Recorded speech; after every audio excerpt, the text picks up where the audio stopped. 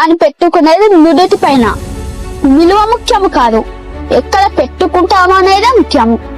ఉప్పులాగా కటువుగా మాట్లాడేవాడు నిజమైన మిత్రుడు. చక్కెరలాగా మాట్లాడి మోసగించేవాడు నీచుడు.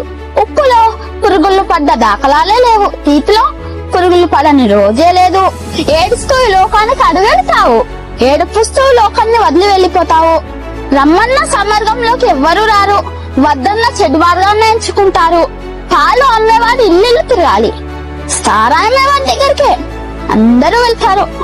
పాలల్లో నీళ్లు కలిపినావా అని అడుగుతారు, ఖరీదైన సారాయిలో నీళ్లు కలుపుకొని తాకరు. తెల్ల ఊరేగింపులో బంధుమిత్రుల ముందు వడ్డు వెనకాల, శవయాత్రలో శవము ముందు బంధుమిత్రులు వెనకాల. శవాన్ని ముట్టినందుకు స్నానం చేస్తారు, మూవదీవులను చంపి పూజిస్తారు. కొవ్వొత్తుని వెలిగించి చనిపోయిన వారిని గుర్తు చేసుకుంటారు. కొవ్వొత్తుని ఆర్పి జన్మదినాన్ని ఆచరిస్తారు. హే మానవ, పుట్టినప్పుడు జాతకము, మధ్యలో నాటకము, చావగానే సూతకము, అయినా గది జనుల మధ్య కౌతకము. కష్టం వస్తే భగవంతుణ్ణి కొలుస్తారు, ఆయనకు రాబోయే కష్టాన్ని ఆపడు. నిత్యం భరిస్తే కొండంత కష్టాన్ని గోరంత చేసి సులువుగా దాటి శక్తి నీకు ఇస్తాడు.